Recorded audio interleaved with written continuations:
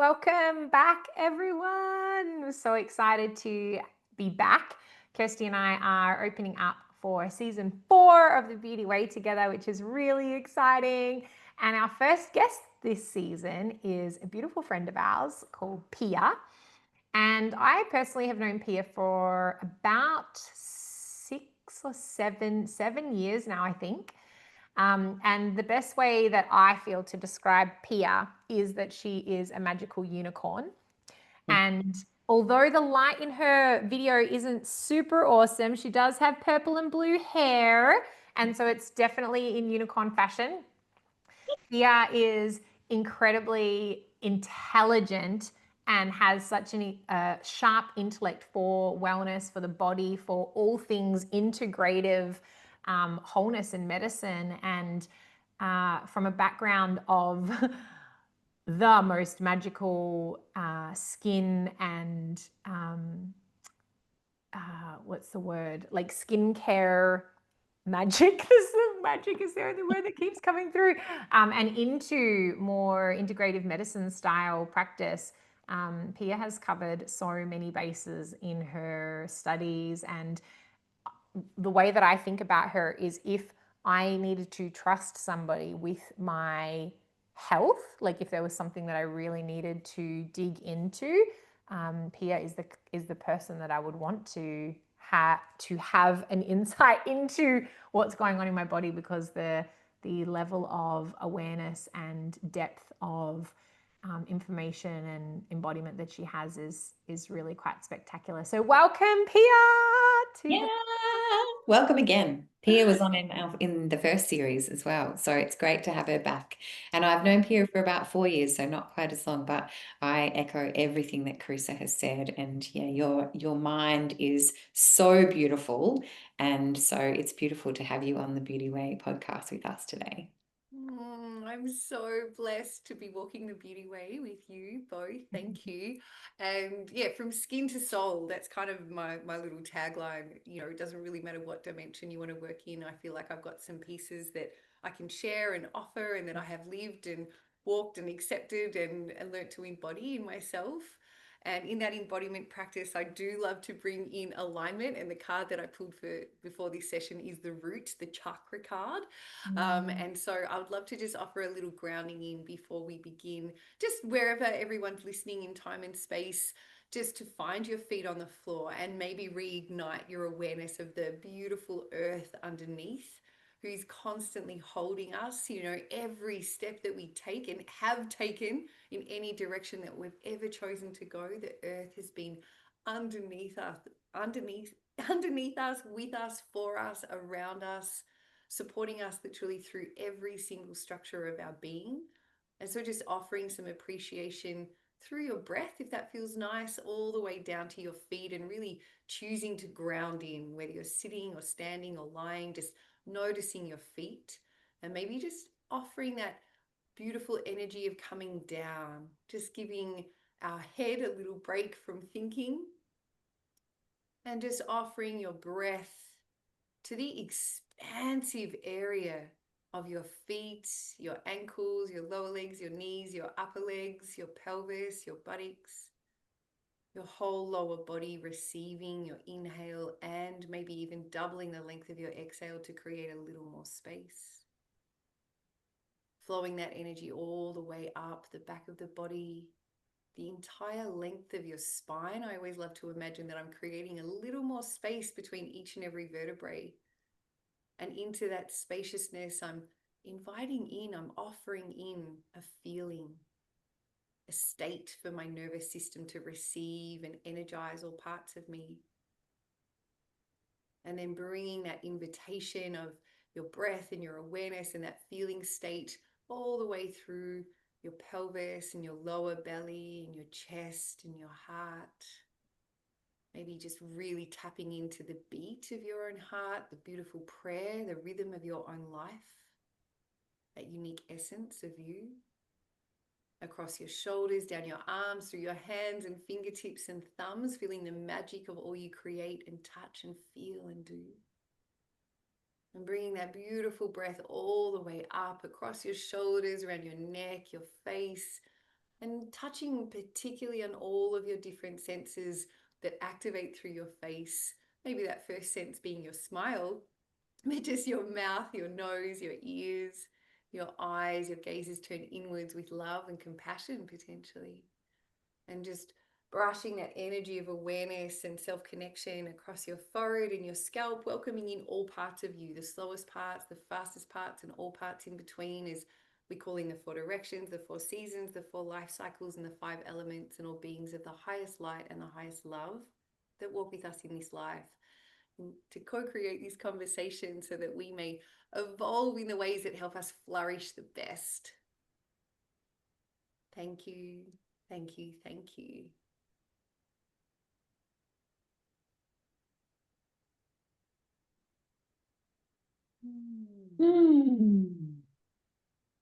We're coming back after that. Yeah. And the opportunity, I can begin here because I feel like that opportunity to connect to more parts of ourselves when we belong to more parts of ourselves in any moment, we just calibrate to a new truth and a new sense of aliveness that in so many aspects of our lived experience, it's very easy to minimize or bypass that. And, you know, we were talking before we began just about how that was how I spent most of my previous life, was just minimizing or bypassing or just completely unaware of the power within me, just because I simply wasn't aware of my inherent sense of worth. And I feel like worth is very aligned to a sense of belonging in the skin that we're in. And you know, I have come from a very strong skin and touch therapy background. And then that has led me to explore all of the parts underneath our skin in my efforts to understand how we can forge that deeper relationship into belonging in the skin that I'm in. And not just belonging, but feeling confident to express and be, and not having to do anything in my beingness. And that's been a huge, huge journey for me. And that's part of why I love anchoring in a prayer when I begin anything, just to remind myself that I'm here now. And yeah, thanks for being part of that. It's such a beautiful reminder that you just said, reminding myself that I'm here now, because it doesn't matter if we do that. It doesn't matter where we've been or where we're going. In this moment, I get to be here completely now, all of me, and I get to be in this body. And that little piece to me is so important to what you said. And as you said, we were talking beforehand of when we bring ourselves into this moment, there is no thought about, I can't do it this way because of this reason in the past. It's, no, I'm here now. And what's the next step that needs to happen for me to feel even more whole? We get to come from that place rather than using the excuses of the past to take us forward. So thank you for that. Do you mind if I jump in, Carissa? Because I just wrote down, I also, just for anybody who wants to know, I've got a little whiteboard here because I like to write things down to remind myself, because I get distracted in my own head still very easily these days, you know, as always. And I enjoy the distraction, but it also helps me really remember what I wanted to say. So I wrote down feeling whole. And I just wanted to highlight this because, you know, that was my greatest unawareness. I didn't even know that I felt so fragmented. I was so familiar with the pattern of believing my own unworthiness that the pattern of wholeness was so foreign, I didn't even know how to feel it. And that was part of what ended up leading me into somatic practices, because, you know, I would think that I was feeling things. I really did. I really, if people said, how are you feeling? And I would often say, I think I'm feeling, and no one ever picked me up on it because they didn't know that that was also just a covert kind of flight response. Oh, I think I'm feeling, you know, it's such a great distancer without even realizing. And so for most of my life, I really did think that I was feeling things. And it wasn't until I learned how to belong in my body, and I had to build capacity for that. I had to build a relation. I'm not had to, I was blessed to, you know, build a relationship with that, and learning how to relate to myself in a way where soothing wasn't necessarily the goal. That could be a beautiful outcome, but learning how to relate to myself no matter what, and to just be the witness of what did arrive and arise and move in my body. and learning to not be scared of tracking the charge within me without having to disassociate. And also recognizing that often the crux, like the highest crucible point of the charge, is around about 60 to 90 seconds. And I actually was explaining this to a client this morning. I've been present at a birth and I've been present at a death. And both of those brought up a lot of feelings inside of me at the time. And the height of even our biggest experiences in life, we might think it goes for longer, but the charge of any particular sensation will only ever be about 60 to 90 seconds before it moves to something else in our body. That energy transforms and transforms and transforms and moves. And when we can start recognizing that we can build a relationship with the way that energy is moving within us, we can start to feel safer to do so, rather than being associating constantly with the story of what it means and therefore what that means about me and the judgment that I have around what I'm making that mean, or whatever it is. And so just being able to pass apart my sense of belonging and wholeness just by feeling my own sensations in my body, that was it's still a practice for me. It's not something that's ever going to not be a practice, because my body is also constantly evolving, second by second. But I just wanted to share that, just in case anyone else still notices that they say, I think I'm feeling. It's just really helpful to realize that there's a distinction between I'm feeling and I think I'm feeling. There's still a lot of story related to that I think I'm feeling, and that gap of disassociation. There's still something blocking from that more intimate relating. Absolutely. You can't think through a feeling. I tried. So no. We try. So one little piece just stuck out then when you talked about tracking the charge.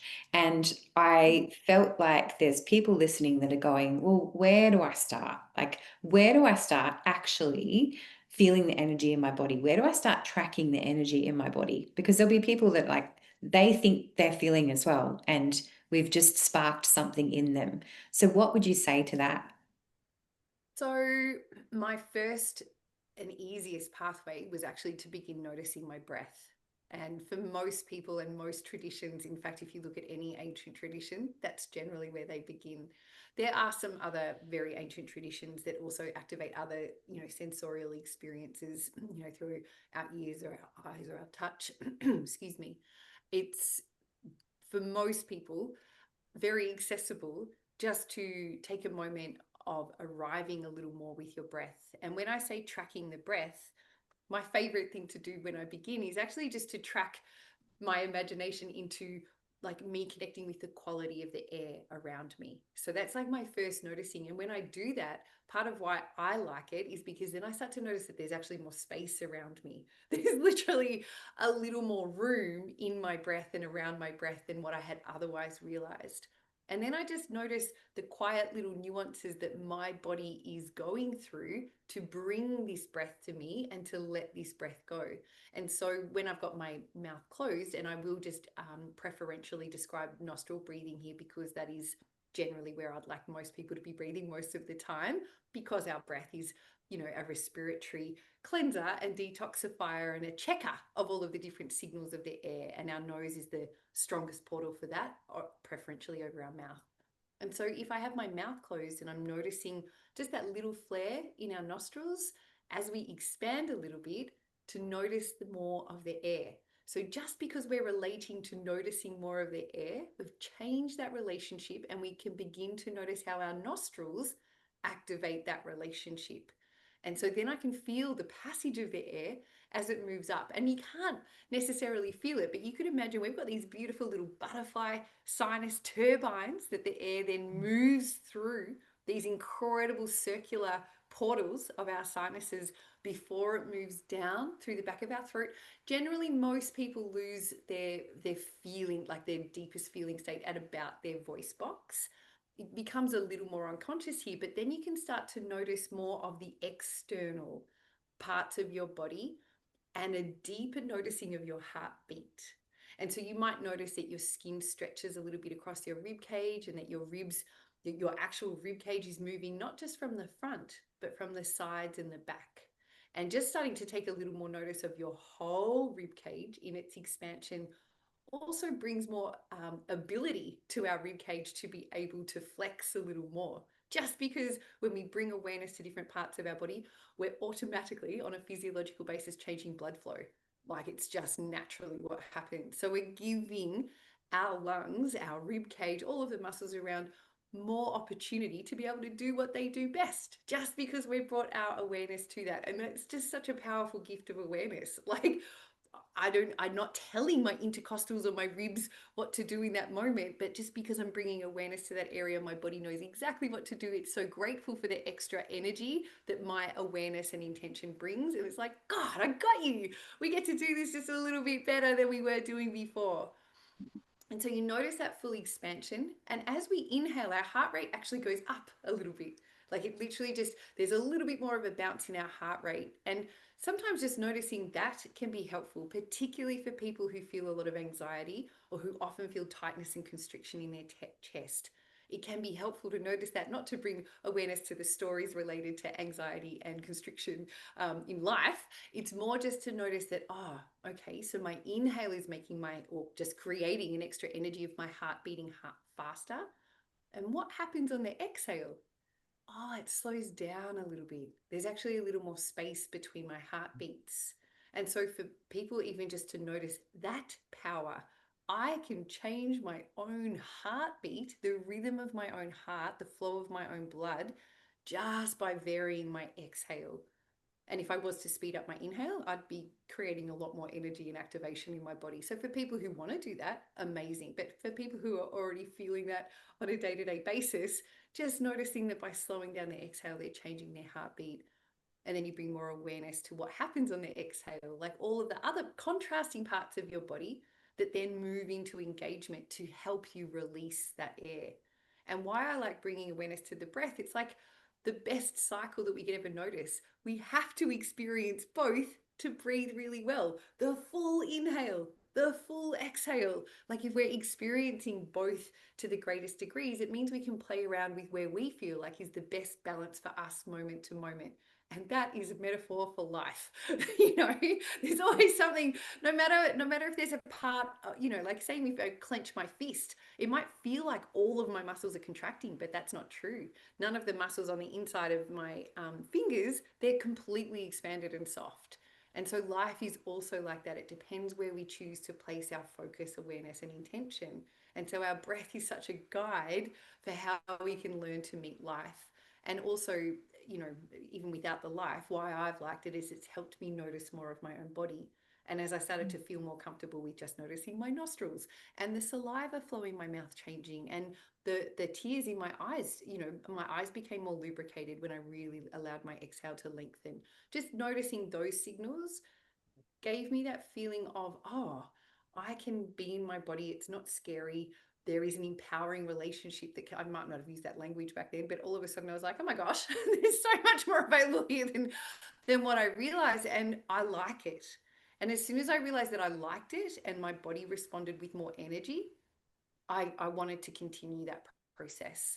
And so that has definitely led me onto that path of empowerment and feeling more authentically true to myself and more able to reach into my dreams and desires because I can feel them inside of me rather than having external things dictate what my dreams and desires should be, could be, would be, have to be.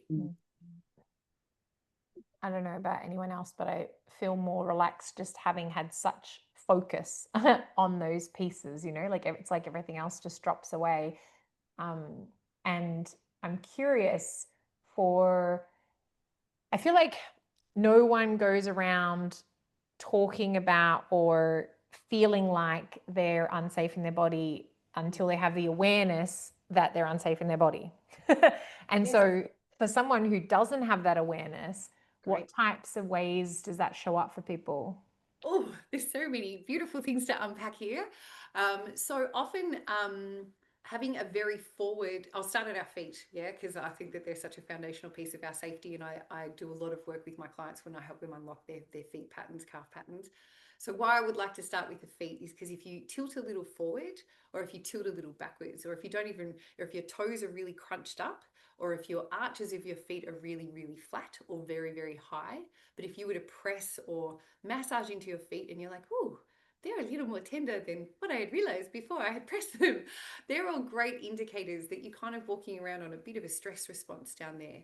So there's not a lot of comfortability in your own body's balance in terms of taking a step on the earth and feeling its true strength and flexibility in moving forwards or backwards. So, you know, like literally being able to flex and change directions when we're choosing to, metaphorically and physically, can come really from our feet, from our foundations. So that can be a really powerful portal into also learning self-touch. I mean, again, I was working with a client recently who, you know, wasn't feeling comfortable yet with touching her toes. She had a belief that if she did, they were going to snap. She doesn't know where that belief came from, but she had avoided her feet her whole life because she didn't quite feel comfortable around touching her feet. And so we did kind of like a bit of a transference situation where we got her to pretend or imagine, you know, in a pretty strong way, we dropped her into a bit of a space that her hands were her feet. And we just started there. So she's just massaging her own fingers initially and talking to them and imagining them as if they're her toes. So there's lots of different ways in which we can, you know, create new pathways of understanding in our brain if our brain has forged some belief that touching ourselves is in some ways dangerous. I just wanted to point that out because sometimes we don't realize that that's why we're not touching ourselves, because somewhere along the way, you know, in whatever time space dimension, there's a part of our patterning that has got a very strong familiarity with that's not okay, let's not do it. And then we'll create stories to continue that pattern. So, you know, we need to look at those kind of undercurrent beliefs if that's true for a person as well. I also interestingly had someone else recently who has an issue with his own blood.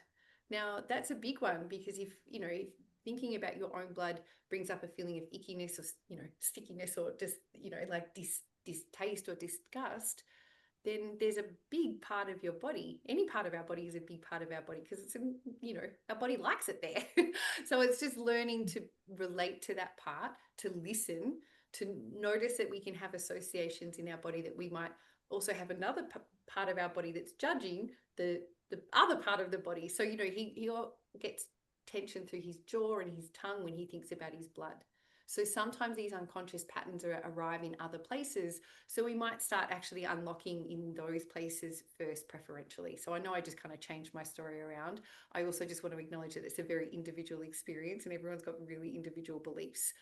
Generally speaking, if people do have the capacity to touch their feet, just starting to learn how to massage their own feet in between, you know, the webbing of their toes, their actual toes. Like, when has anybody really massaged their toes? For most people, they've never even thought about it. So literally rebuilding a relationship with your foundations, to the very tips of your foundations, to the insides of your foundations.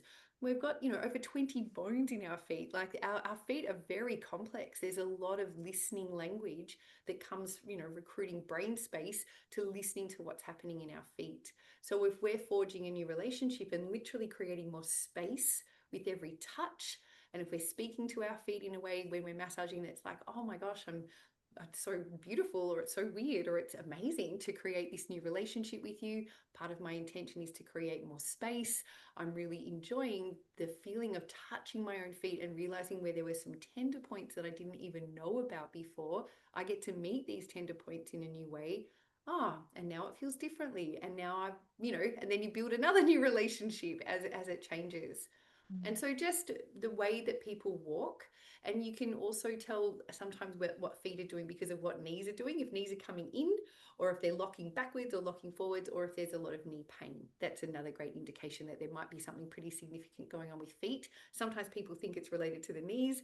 It'd be the hips or the knees first, not the knees first, generally speaking, unless there's been a direct accident to the knees.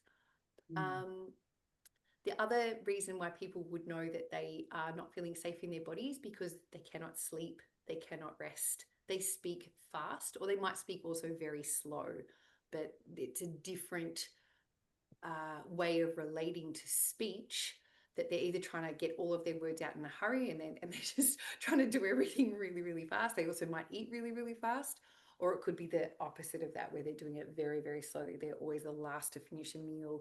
People, they might notice that other people try and finish their sentences for them because they speak so slowly, or that someone might say to them, can you just give me the headline of what you're trying to say? Or so that's a great indication for someone who might not know that they take a really long time to generate what they're trying to say.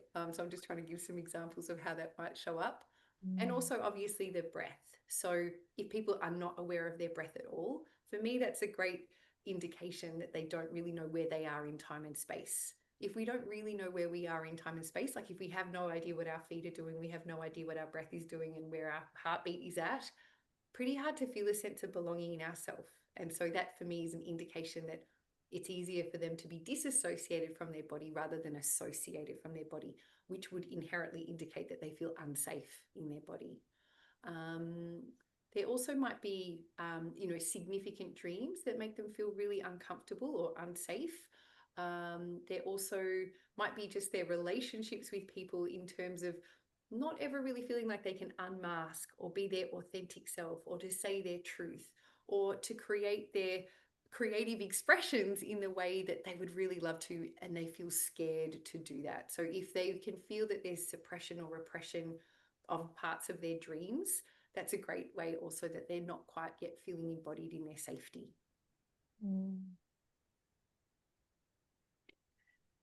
The question that just came up for me then is, so what does it mean? What are the consequences if I don't feel safe in my body? And you started to answer that then, is like, I can't effectively relate with others. So if I'm not feeling safe in my body, what is that going to mean for me in my life? And yeah, that's the question. Beautiful. And so how I view that answer these days is that that is my inherent disconnection from source. And so whatever is manifesting in my life, if I don't feel safe in my body, will be a reflection of the fact that I don't feel safe in my body. So I might be craving more intimacy in my relationships, or I might be craving just communication and collaboration, or I might be craving to show up with more leadership, and none of that is manifesting because I don't really feel safe in my body. Or it might manifest for a short amount of time and then it fritters away, or I literally activate something in my life, which in inverted commas I'll call self-sabotage, just as an easy way of describing that most people can relate to, but activating, say, an addictive behavior that then pushes away whatever great thing that I was able to bring into my life for a short time. So they're all beautiful ways to help us recognize that our navigation is off.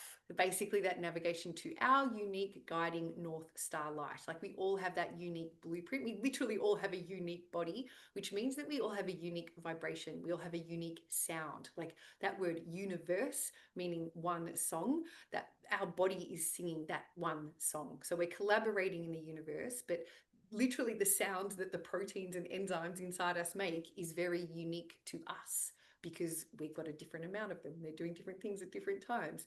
And we can't hear that song, so we kind of forget about it. But this is our vibrational essence.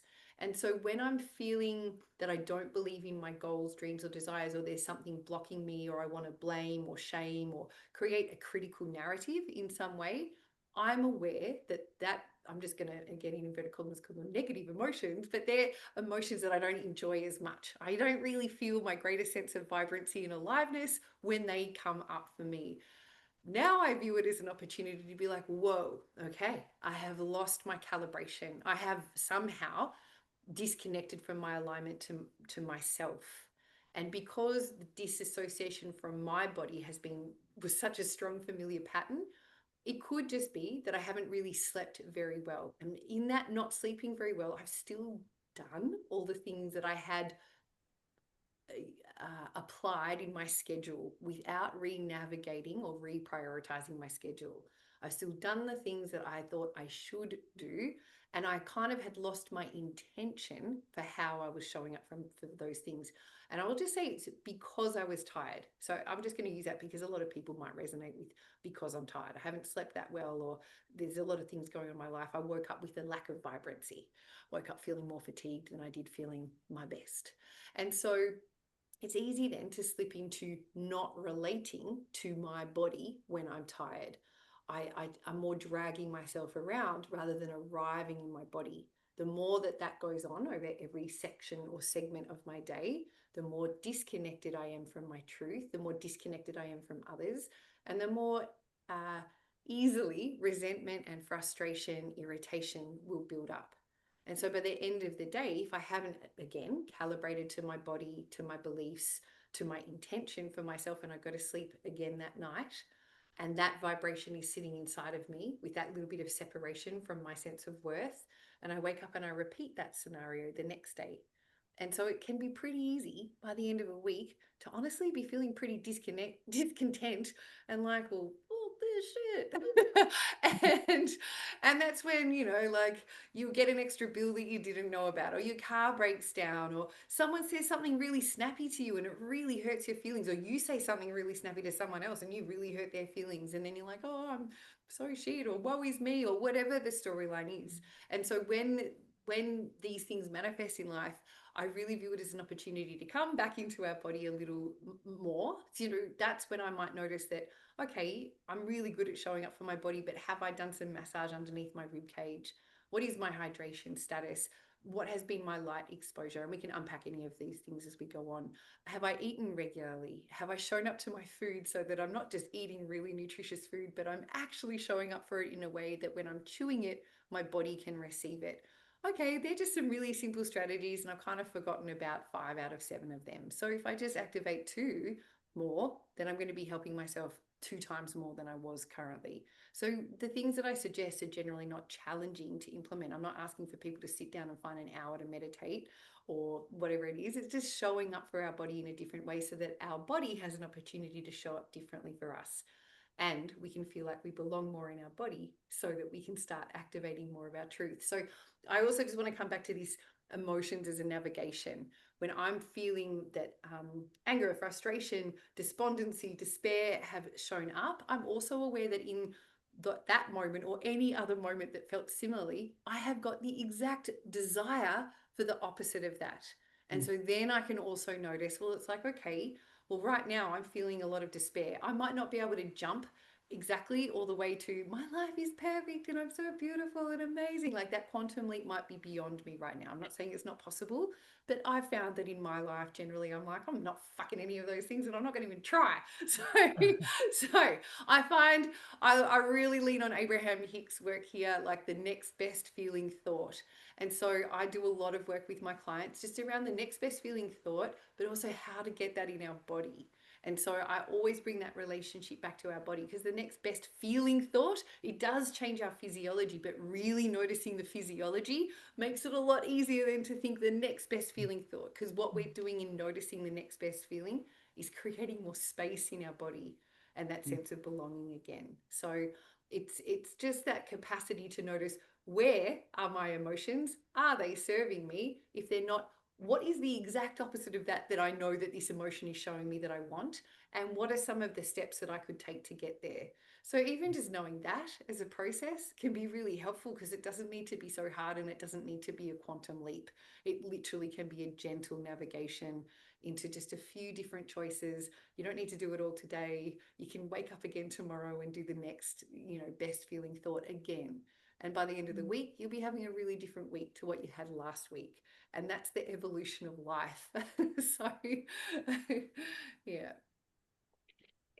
I love that you shared all these little pieces, because those small things are actually what changes the game for us. And it's not about making a whole lot of changes, because our body can't receive them because it doesn't necessarily feel safe. What I've heard you say, And so our consciousness can't fully rest in there. But when we're doing these little next steps, like you've just said, what's the next feeling step?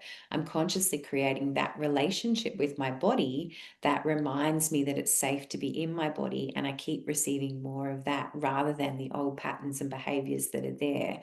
And so, yeah, I encourage everyone to go back and listen to what Pia's said more than once. Well, I also, do you so know much what, in I there. just wrote it down. Thank you. I feel like an easy framework. So I'm working with a new framework. I call it the 6 pillars. I'm just going to talk about 3 of them today. And it Awesome. was kind of wrapped up in that conversation, but I didn't make it clear enough. And I feel like this will be really easy for everyone to understand. The 3 pillars that I'm going to bring up, the first one's bio-light, and that literally just means the light that we're interacting with. The next one's bio-water. It's literally the waters within our body and how they're interacting, and they interact deeply with light. So that's why I wanted to bring, weave these 3 in together.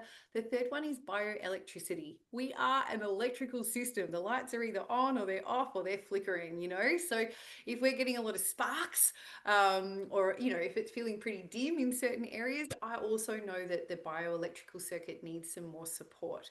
So some of the easiest ways to work with this is that basically, if we look at our human body, I just put my arms out for anyone not on the screen, and I'm 6'2". I've got a lot of body, to work with here. But our body, every part of our body is attuned to receiving light. And we are light harvesters, we are light sensors, we produce light ourselves. So every cell in our body also produces something called ultra weak biophoton emissions, and that they are really tiny little sources of light that our body uses as signaling molecules inside of us. So we're receiving light from the outside, we're producing light on the inside. Makes it pretty obvious that light's very important for our human body. The most important light wavelengths that we can receive are ones from our sun. And why would that be? It's because the sun emits so many different wavelengths of light, and every single wavelength of light, it's just a piece of information. It's a piece of energy, and it's a piece of information.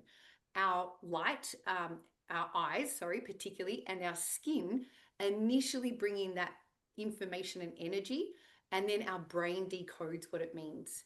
Part of that information and energy is letting our body know where it is in time and space. So if you want to feel really a greater sense of belonging, knowing where you are in time and space can be really amplified just by being out in natural wavelengths of light.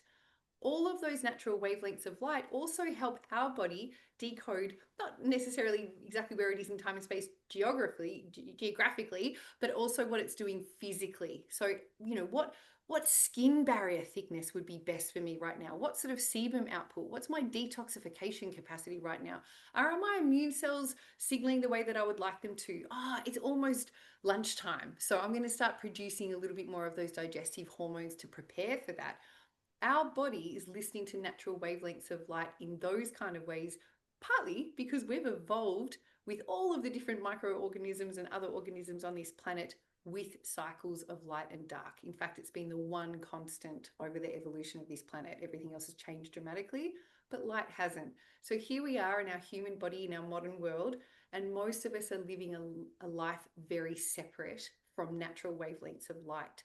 So I just like to bring this to people's awareness. The more inside you are, even if you have lots of natural windows around, human building practices have also blocked out most wavelengths of light apart from the visible light spectrum.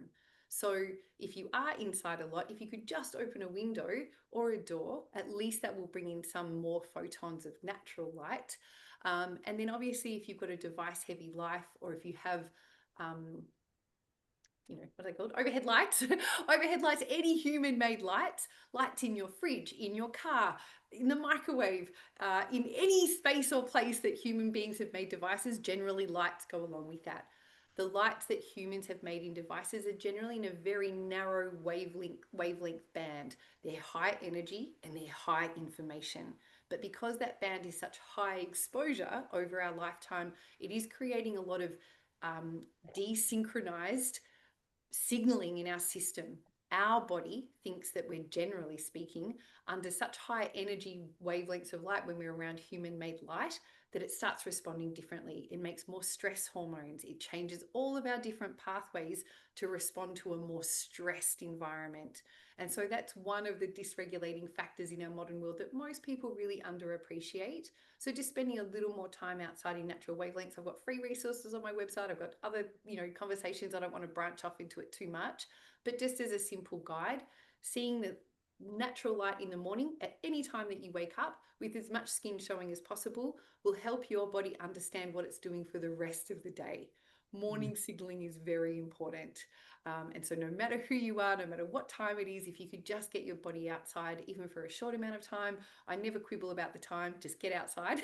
That's with as much skin showing as possible. And if you are wearing glasses, prescription glasses or contacts, if it's possible for your eyes to not have them on when you're outside, even if you feel like you're pretty blind, in inverted commas, the wavelengths of light that come through your eyes are very, very powerfully in training for our whole system. So if there is potential for you not to have prescription lenses or glasses on, and certainly no sunglasses, that's going to be most beneficial for the human body. So I mentioned before that the light's interacting with the water. Water is called a chromophore. Chromophore means color absorber.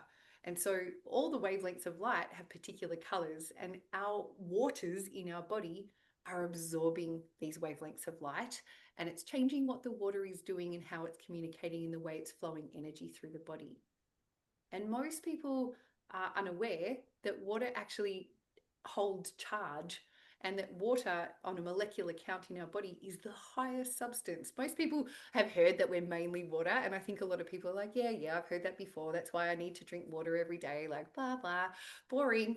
And most people, over 50% of the population, are chronically dehydrated. So for those of you listening who are aware that that might be you, really perk your ears up for this one, because I think it'll be important. If I was to count all the molecules in your body, 99 out of every 100 molecules in your body is water. It's a pretty amazing thing to think about it that way. So basically, you're like a unique vase for water. And your unique vase, if you really want to flower and flourish, you've got to make sure you have enough water. Now, as I mentioned, water does hold charge, which means that it can carry a positive or a negative charge, and it can do things with that charge. That's what batteries do, yeah? They're positive and negative charge. And so if water in our own body can carry a positive and negative charge, it means that if we're really well hydrated, that it can really help flow charge in our system, which helps our electricity. So part of how I like to increase charge is to add electrolytes to the water. I really like Aussie Minerals is a brand that I think are really fantastic. It's an Aussie Canadian company, and I think they do a really good job, but there's others as well. I just really like the ones with no sugar in them. We don't need the sugar. I'm just looking for electrolytes. There's also other ways as well, but I'm just trying to pick the easiest thing for most people. Why I like electrolytes is because electrolytes hold charge.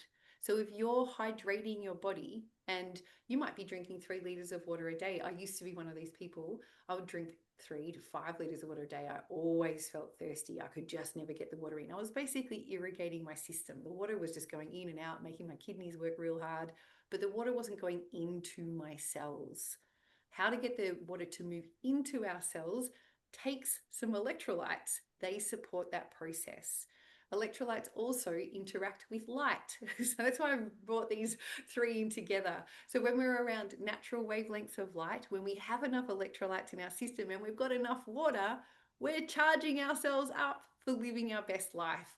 And that's the easiest way that I can, explain I could break down all the science, but I think most people would blank out. But that's it's the easiest way that I can describe what's going on. Charge gradients in our body determine how well the electrical network works, whether we can turn a light on or off or use a dimmer. Basically, if you don't feel like you have the capacity to turn yourself on or off or use a dimmer, turn it up or down, then we know there's something going on with your charge network. If there's something going on with your charge network, I would look at light and water. And I've got other pillars as well, but they're the ones that I really feel like most people could anchor into today, and really make some sense out of. There's so many pieces that I wanted to grab onto through there. It had me think about all of the little ways that we can, I guess, come into more alignment with the cycles of light. And I, have noticed just myself recently, like I sleep with my curtains open so that in the morning I wake up and there is more natural light in my bedroom than what there would be with the curtains closed. And I was actually curious. I was going to ask the question, but you answered it for us about what the difference is between being behind a window and being like outside. And I imagine that even if you are inside, it's better to have the window, like the curtains open than it is to I'm have. so glad you asked this question. So do you mind if I interrupt you now? Just because at nighttime, I didn't mention this, but darkness is the most important cue. That's where I was going with So my I would question. actually prefer you to have your blinds shut at nighttime to make sure there's no incidental light coming in, because I know that you live in suburbia. So I sleep with an eye mask, and so I take okay. it off in the morning when I'm Okay. awake, and so I have complete darkness because I have an Fantastic. eye mask on. Fantastic. And so I was gonna bring that in as well, like the reason that I have my curtains open is because when I wake up, I want to be able to have direct, quick access to the natural light that is available, because otherwise, if I wait until and to keep in mind, I typically wake up before it's fully light. Because if I have my curtains closed, then I won't see any natural light until I leave my bedroom, which could potentially be a while after I initially wake up, depending on what's happening for the day. Yeah, so I love that concept, and I also feel like it's important to land that you're still sitting within a pretty narrow spectrum of light. It's literally just the visible spectrum of light, which is the rainbow spectrum, so that is helpful, and it would be even more helpful if you could lean out of bed and open a window. I don't know if that's available to you. That would be my preference, because then you'll have more photons of light coming in at that time, and you can stay in bed gloriously until it felt right. And when you say open a window, do you mean so that there's air coming in? Yeah. Or yes. Oh, So right. Well, my window's already we can't open. see photons of light, basically, Yeah. because that's just not how our eyes and our skin and our brain work. And other animals can, but we can't. And when we open the window, natural photons of light, natural wavelengths of light will be coming in with that air, basically. Yeah. And so if the window's already open, then Oh, that's great. the Yeah, great. Okay, great. Then, Awesome. then I'm really happy with that. And for those who didn't really hear that properly, I just wanted to say that Carissa mentioned she had an eye mask on. And so why I like that as a practitioner is because I know that means her eyes are exquisite. All of our eyes are exquisitely sensitive to even one photon of light. Our whole mind body system is designed to respond to light. So if we can create a sleeping environment, a resting environment that is very, very dark, we will generally, unless people have some beliefs around what darkness means and they've got some somatic things that they need to work on, that darkness will allow our body to move into deep rest, repair, healing protocols. A lot of cleanup happens at nighttime, and all of those processes can work better because it's dark. So if you are in suburbia and there is light coming through your blinds, it could be worth considering an eye mask, or blacking out as much as possible, ambient light coming in, turning off any signaling indicator lights in your room. I'm not a fan of any phones being on in rooms, like turning them totally off, not just on airplane mode if possible. If you use it for an alarm, you could just get an old school alarm maybe. There's just different ways to remove light. One of the things that people don't consider with light is that devices are light. They're in the electromagnetic frequency spectrum. It's just they're not exactly photons of light, but they are in the electromagnetic frequency spectrum. That's what light is. It's part of electromagnetic frequency spectrum. So when I say we're light responsive, we're actually electromagnetic frequency responsive, and we are both emitting those signals and receiving those signals. So in as many ways as we can reduce discoherence or chaos in that signaling by reducing Wi-Fi signaling, phone signaling, device signaling, electronic signaling, that's also really helpful for night. And if you think about that metaphor again of how everything is related to life, if we don't have light and dark cycles pretty equally balanced, or not both nourished in the same way, it's pretty hard to remain really balanced in our own lives. Like the darkness cycle is as equally as important as the light cycle, and most people are darkness deficient as much as they are artificial light over sufficient. Yeah, that was another piece I wanted to bring in, was around I once it gets dark outside, our house is dark.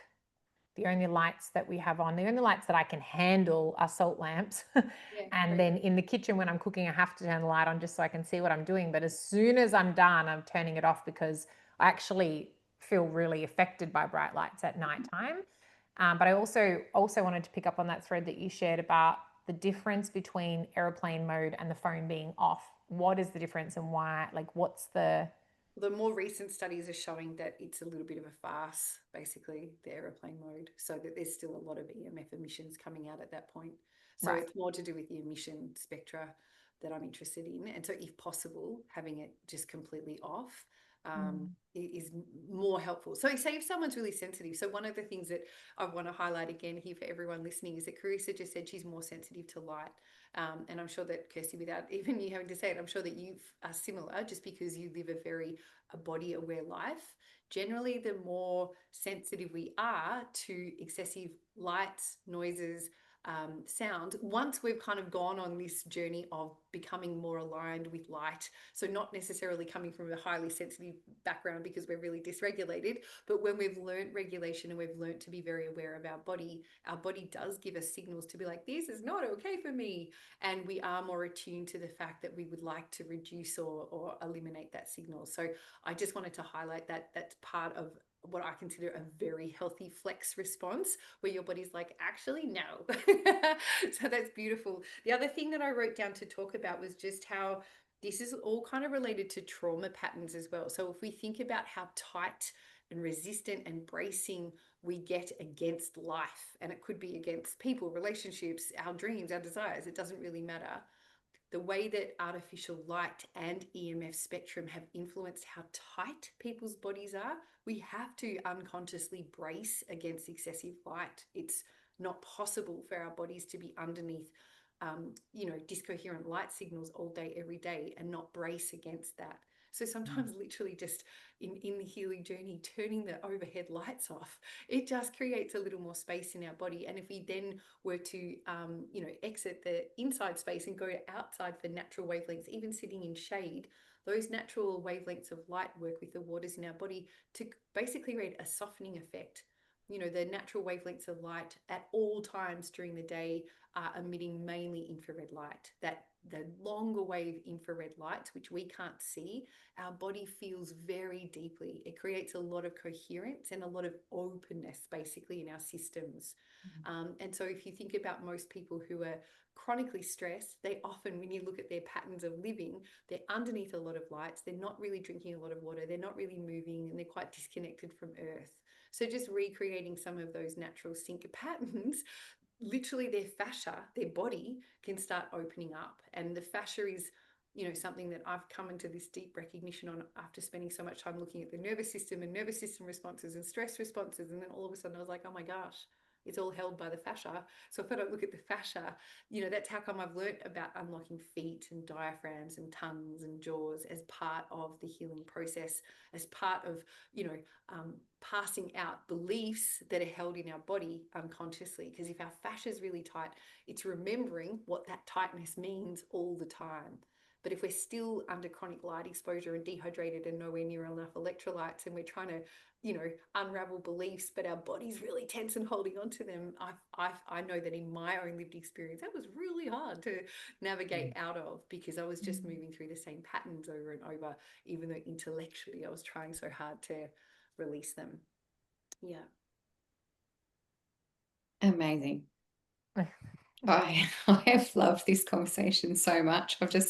I love listening. I just love listening to all of the things that you bring to it, and the groundedness and the intellectual expansion that you bring into each of the things. There's so much simplicity in what you're talking about. And at the same time, people still find it really difficult. And yeah, I would love people to listen to this over and over and receive what you've shared, Pia, because it's phenomenal.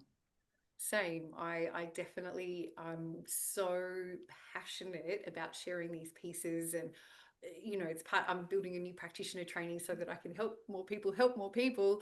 And these are the fundamental parts, which are really easy. And I do like, I mean, for people who are really into the science, I bring the science, I bring the deep science. All of this makes so much sense from a, physics level, a quantum biology level, a chemistry level. Like, you can look at all of different parts by zooming all the way in kind of reductionist and then zooming all the way out very holistically. And the science is now catching up to what all ancient traditions have always known and what we've kind of forgotten. And so really everything that we've spoken about today is just a remembering. And for me, many times I still have to remind myself that I was born worthy. I still have moments in time where I completely forget, and I feel like I'm scrambling to prove my value or to prove my worth in some way. And that's my lived experience, and that's part of what makes me the kind of practitioner that I am, that has delved into all of these different pieces of the puzzle, because I have felt such enormous pain at my separation from my worthiness and my inherent deservingness to live a great life. And so I sometimes get reminded about that, and it's partly so I can go on deeper discovery journeys with understanding it, because I love it. I love understanding the why, and I love then sharing the how. So thank you. You know what I also just remembered is that sense of when you spoke to belonging and you spoke to standing on the ground and connecting with the earth and being present in that moment in time. This is how I interpret it. And then realizing that I belong here. And that, that sense of belonging that has been so projected outwards in our culture of we need to belong to something. In this moment in time, when I bring my presence into my body and I stand here in connection with the earth, in connection with source, I belong. And that in itself brings this inherent sense of worthiness into the body as well. So I loved how you spoke to that too. Yeah, thank you, because I do believe that our society has got a huge fascination with belonging because of the shape of my nose or my eyes or my eyebrows or what I'm wearing or how I'm dancing or whatever it is. And because we have so much fascination with what others are doing and making comparisons, we forget about ourselves in that comparative process. And so it is as simple as finding your feet on the floor, but it's also just the practice of getting comfortable with the feeling of being on the floor without being distracted. And so, I don't know where we're at in terms of timing of this conversation, but I'll also share, for a long time, people brought lots of different concepts to me. I was a hot mess for a really, really long time, struggling with so many different aspects of living coherently. And so meditation was introduced to me, and I literally, if I could meditate for 2 minutes, I was proud of myself. I was like, well done. But it was such a struggle, so resistant, because I didn't feel safe to close my eyes. I didn't know that. I didn't feel safe to rest. And I didn't know that. I just thought, again, that something was wrong with me. So just learning how to feel safe in really simple things like touching your own feet, feeling your own feet on the floor. And that's often why, when people are starting out, if this does resonate with someone, you're like, oh, I didn't actually realize how unsafe I felt in my body. That's why it can be so powerful working with a guide to help you establish what that communication might feel like or could sound like, or how that could be navigated within you. And just being witnessed in you being with yourself, I have also found very, very, very healing, because I felt so isolated and alone for most of my life, and I'd never been witnessed in my feeling states. And so when someone witnessed me feeling myself, and it was okay, and I didn't die when I was being witnessed in feeling myself, that also might not have been spoken about so specifically like that, but it was so profound for me and so healing for me, just to be witnessed in my own association in my body without that being dangerous. So yeah, just in case that works for someone else, that explanation, I thought I'd offer that. Yeah, awesome. I feel like my biggest takeaway from today is to open the windows more. Because I feel like, typically what I do spends a lot of time in front of the computer, and there's not really any way to avoid that unless I stop doing what I'm doing. And so if I'm going to spend a lot of time inside, yes, of course I can incorporate, I typically try and spend my lunch outside and things like that. But being inside for the majority of the day, if I can open the windows, and that can make a little bit more of a difference, it it feels very challenging to do that in winter because of how cold it is. But it is coming out of the other end of that season at the moment. And so, it feels more available to open the windows to allow more light in. And I mean, there's so many pieces of what you shared, but that one just kind of feels like a really easy action. And one thing that I did want to also ask, and I don't know if this can be I'm just aware of time, but obviously phones and laptops and everything are constantly affecting our light because of the light that's emitted from them beyond the frequency waves of the EMF of the energy source, the light kind of in its own right from the blue and the spectrum of the color and all that kind of stuff. I'm curious, I've got my phone and my laptop both set to different kind of color settings so that there's less blue and more like red, for example. But I'm curious, does it even make a difference? It does, and it's still that underlying blue that's coming through. And so you could also get, I know you could use clip-ons because I know you've got glasses, prescription glasses, so you could use orange or yellow lens clip-ons as well. I mean, there's just like another layer, but there's also a computer company called Daylight Computer Company that are bringing out the best screens that I'm aware of in the world so far. So the tech is coming. It's just getting the funding behind building it. That it's an emerging science that is becoming more well known. So that's really exciting. The other thing that I don't want to open up too much of a new conversation. I just wanted to highlight that Carissa said that opening the window in winter is a little more challenging. The more our bodies can flex to temperature regulation, like changes, the healthier it is for our system. And particularly if you're living somewhere geographically where you do get seasonal changes, the more that your body can respond naturally to those changes, I view that as a very healthy state of our system. So even just having a window a little bit open and a little bit of cool air coming in is, in my opinion, much, much healthier for our system than having an artificially altered heating environment and humidity environment.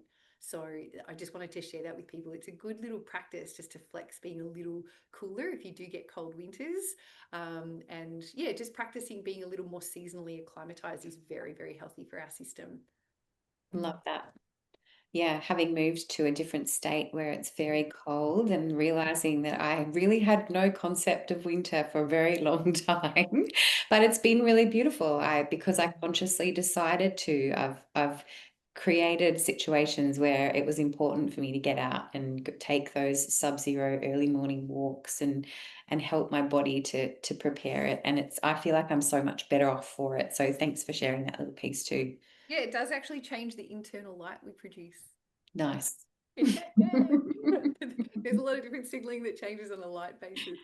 Yeah, it's so fascinating. The other thing that both of you just said that I want to land is that it's the consciousness that you bring, and that's like the segment intending that I like to talk about as well. So no matter what the decision is, if we can bring more of our body into that intentional alignment and be like, I'm choosing this so that I do feel more connected with my environment. I'm choosing this so that I am forging a greater sense of belonging in my body. I'm choosing this so I can be even happier. I'm choosing this to flow more vitality and energy in my system being my internal system and my external ecosystem. And so just bringing your intention and awareness to the choices that you're making just brings more of you into it. And I do feel like it can activate more of the beauty way in each of us all the time. Love it.